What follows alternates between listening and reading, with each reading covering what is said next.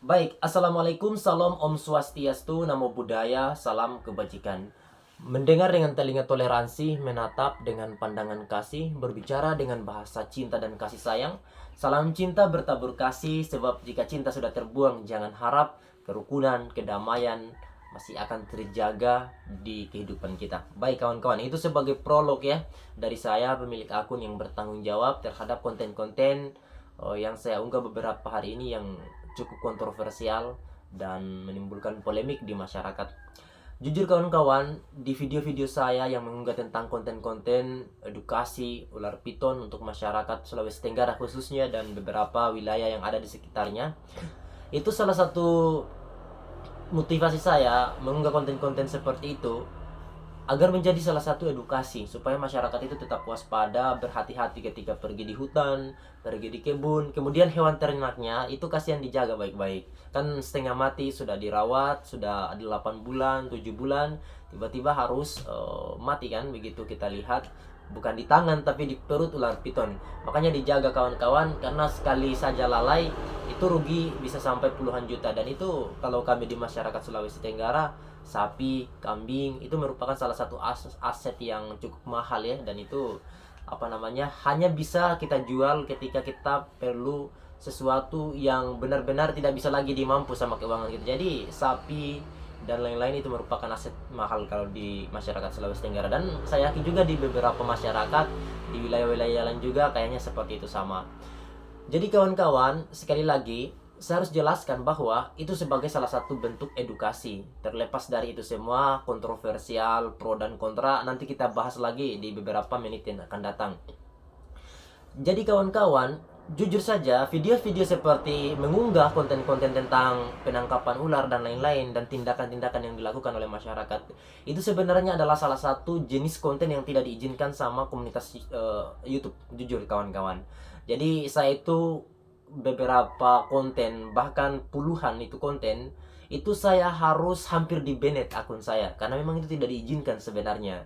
Karena itu melanggar panduan komunitas YouTube. Tindakan penganiayaan terhadap hewan, tindakan yang berbahaya dan lain-lain, itu intinya termasuk jenis konten yang tidak diizinkan. Tapi karena saya bersikeras, dari berapa kali peringatan saya diperingatkan, bahkan sudah diperingatkan akun saya akan di banned, tapi saya berusaha berjuang sebisa mungkin supaya saya mengambil tindakan melakukan banding. Dan saya jelaskan itu selalu ditolak. Sudah banyak saya jelaskan, konten-konten saya itu ditolak. Akhirnya sampailah suatu momen di mana mungkin pihak dari komunitas YouTube ini sudah bosan begitu dengan saya. Kok orang ini sesekali dinasehati, sudah diperingati beberapa kali, bahkan sudah diancam.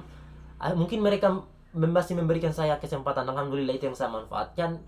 Akhirnya saya pelajari kawan-kawan, sampai saya harus ikut pelatihan. Bagaimana caranya supaya konten ini tetap saya unggah, sekalipun harus dibatasi begitu. Sekalipun dari segi penghasilan itu tidak mendapatkan apa-apa, paling hanya $1 penonton yang 1 juta itu, karena memang dolarnya itu dia kuning, jadi dibatasi viewnya. Nah, akhirnya saya mengambil tindakan dan saya melakukan banding. Saya jelaskan alasan saya kenapa saya harus mengunggah konten ini, karena ini adalah salah satu edukasi penting. Sehingga pihak YouTube itu memberikan saya pelatihan dengan 7 pertanyaan. Saya pelatihan 7 pertanyaan ke konten-konten yang tidak seharusnya diizinkan seperti ini, yang diizinkan seperti ini. Itu saya diuji, saya dilatih sehingga saya paham semuanya. Akhirnya saya berusaha sebisa mungkin bagaimana caranya tetap saya memberikan edukasi kepada masyarakat. Tetap saya konsisten mengupload video-video yang viral di grup saya, khususnya di grup di Sulawesi Tenggara, di mana di grup itu memang yang trending saat ini adalah penemuan-penemuan ular piton dan lain-lain. Karena mungkin karena musim hujan juga, dan memang di Sulawesi Tenggara itu jujur kawan-kawan, ular piton itu sangat banyak dan memang sering memakan korban, baik itu dari ternak ataupun bahkan manusia kawan-kawan. Jadi memang penting sekali sebagai generasi muda Sulawesi Tenggara yang kebetulan saya punya akun dan itu alhamdulillah dinonton oleh banyak orang. Jadi ini merupakan salah satu wadah atau semacam salah satu kesempatan agar saya memberikan edukasi kepada masyarakat agar hati-hati, sekali lagi hati-hati kalau berkebun. Kemudian misalkan juga ternaknya dijaga baik-baik. karena satu kali lalai tadi akan rugi sekali kawan-kawan.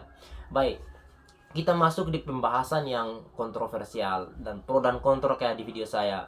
Kadang saya dibilang bahwasanya tindakan Anda itu menunjukkan SDM rendah Kentara, masyarakat di sekitarnya SDM rendah. Itu salah satu komentar yang sering saya baca. Kemudian yang kedua, saya juga dibilang bahwa saya tidak memiliki hati nurani karena mengeksekusi hewan seperti itu seolah-olah hanya kita yang berhak hidup. Ada juga yang komentar bahwasanya orang-orang seperti ini pasti akan didendam sama ular, dan ular-ular itu akan datang membawa pasukannya untuk melilit orang-orang seperti ini. Ada juga yang bilang bahwasannya biasanya hewan-hewan besar seperti itu merupakan hewan yang dikaitkan dengan hal-hal yang mistis kawan-kawan. Itu juga saya hormati sekali, tapi perlu saya klarifikasi kawan-kawan bahwasannya memang bukan saya yang melakukan eksekusi terhadap ular piton itu, atau yang melakukan tindakan terhadap ular piton itu, bukan, tapi masyarakat yang ada di wilayah Sulawesi Tenggara. Satu dari sekian banyaknya kenapa ular itu dieksekusi kawan-kawan, karena memang membahayakan.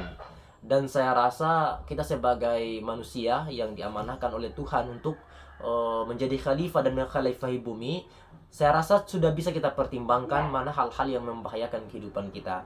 Memang kita sama-sama memiliki kesempatan dan hak untuk hidup di bumi.